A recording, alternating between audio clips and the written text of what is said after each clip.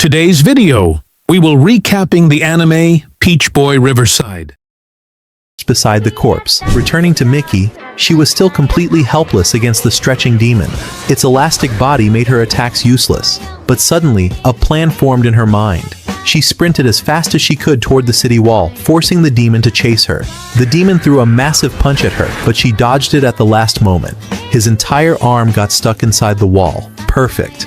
Mickey pretended she was about to fire a demon cannon at him. The demon froze in terror. Of course, Mickey didn't actually have the power to fire a cannon.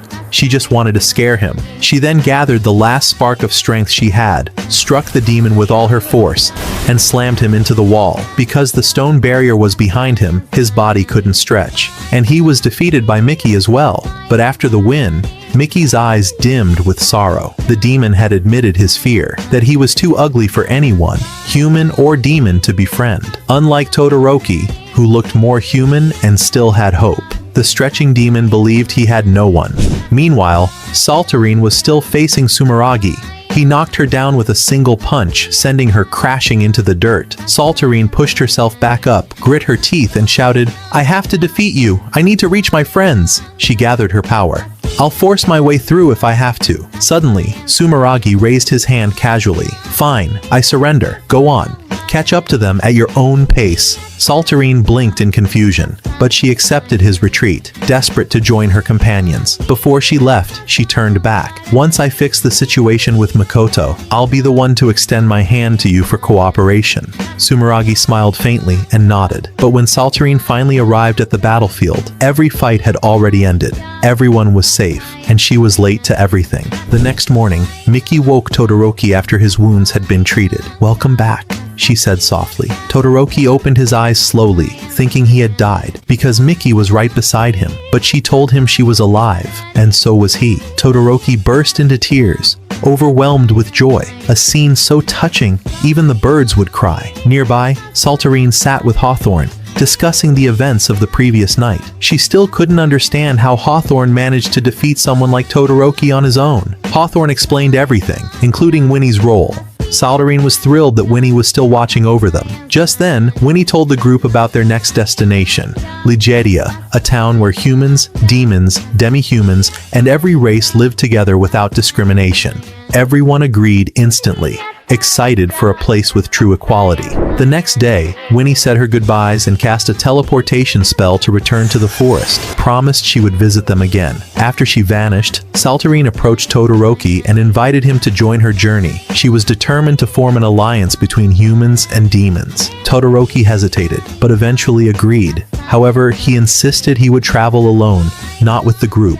He would do what he could to support her dream from the shadows. Man, seriously? Leaving Mickey after all that? He said farewell to everyone and went off by himself. On his way out of town, he bumped into Sumeragi. Todoroki glared at him. "Why did you lie to me and tell me Mickey was dead?" Sumeragi shrugged. "Because I felt like it. Deal with it." Todoroki exploded in rage, but before he could even lift a hand, Sumeragi stabbed him from behind and ended Todoroki's life. He dropped the corpse like trash. "Go talk to your friends and give them my regards," he said mockingly, referring to the dead friends waiting on the other side. Then he announced his next destination, Ligedia, and walked away. After the battle ended, Milia hurried to find Mikoto to wake him from the sleep spell cast by the sleeping demon. While Mikoto slept, the memories of his past resurfaced. To understand Mikoto's past, his story must be told from the beginning. Long ago, an elderly man lived with his wife in a quiet village. One day, the husband went out hunting, and the wife went to wash clothes by the river. As she scrubbed the laundry, she noticed something floating downstream, a giant peach-shaped boat drifting toward her. Inside it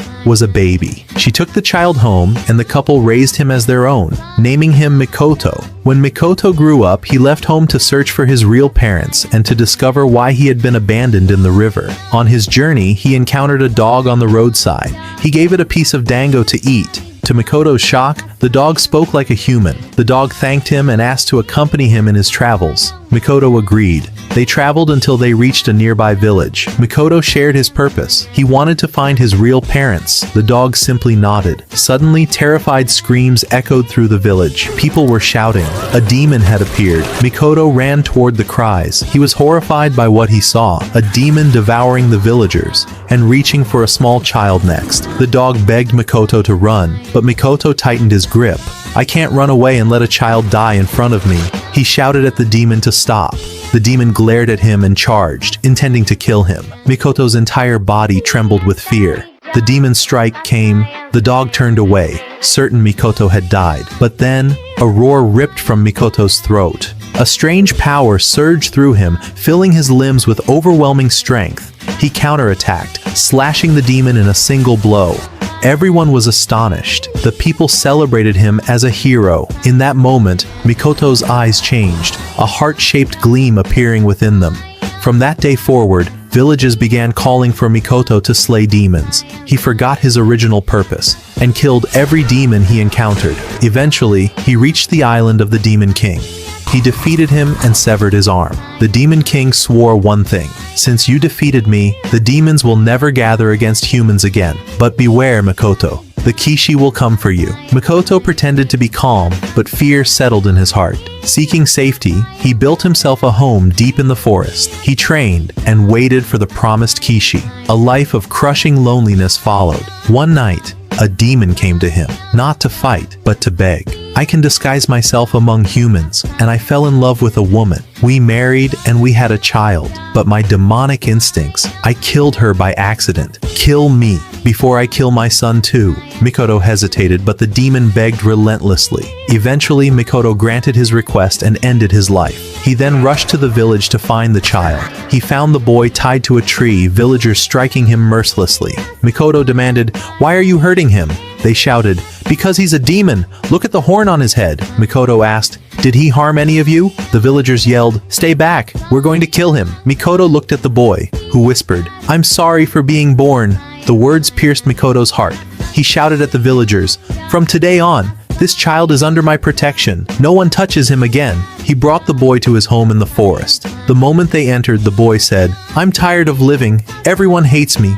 Please, kill me and end it." Mikoto looked at him quietly. "Don't you want to avenge your father?" Then he confessed, "I killed him." He handed the boy his sword. "If you want revenge, kill me." The boy remembered his father smiling at him. He swung the sword, but it couldn't harm Mikoto. Demon power had no effect on Mikoto's body. Mikoto said, "You're weak now. You can't kill me yet. I'll raise you until the day you're strong enough to cut me down." The boy glared, "I will kill you and avenge my father," then turned away and went to sleep. After the boy left the room, the dog approached Mikoto and asked quietly, "Why didn't you tell him the truth? Why didn't you tell him his father asked you to kill him?" Mikoto lowered his gaze. "That boy has suffered enough. He lost his family, and the people treated him worse than a monster. His entire life has been filled with hatred." He clenched his fist. "I want all that hatred to be directed at me, and me alone."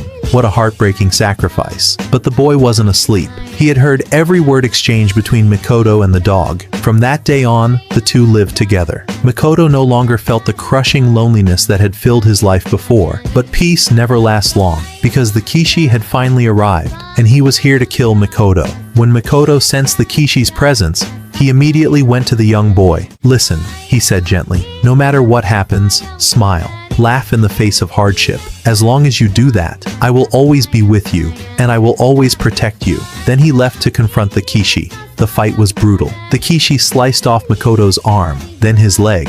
Mikoto was barely holding on, yet he refused to fall. With the last of his strength, he gripped his sword between his teeth and slashed the Kishi across the face. But his energy drained completely, and he collapsed on the ground, unable to move. Meanwhile, the boy had managed to escape the dog's attempts to stop him. He followed the scent and reached the battlefield, only to find Mikoto lying in a pool of blood. Mikoto smiled faintly. "So, you came after all?" The boy knelt beside him, trembling. "What did he do to you?" Mikoto whispered. "Your journey begins now. You must learn to accept yourself, or you will never be able to walk beside others." The boy sobbed. "Life has no meaning without you." Mikoto reached out with the last spark of his strength. "As long as you laugh, you will find me beside you, and I will protect you. At that moment, Makoto's power flowed into the boy's body. The Kishi ignited his full strength and detonated the area, intending to kill them both. But as the dust settled, the boy walked through the explosion, holding Makoto's sword. The demonic power from his blood fused with the power Makoto had given him, and in a flash, he severed the Kishi's arm. Before the Kishi could speak another word, the boy's horn grew larger, sharper, and he slashed the Kishi clean in half. In that moment, the boy made his decision. He would take the name Makoto, and he would devote his life to hunting down every demon that had twisted this world with destruction. A new resolve was born, a new Makoto was born,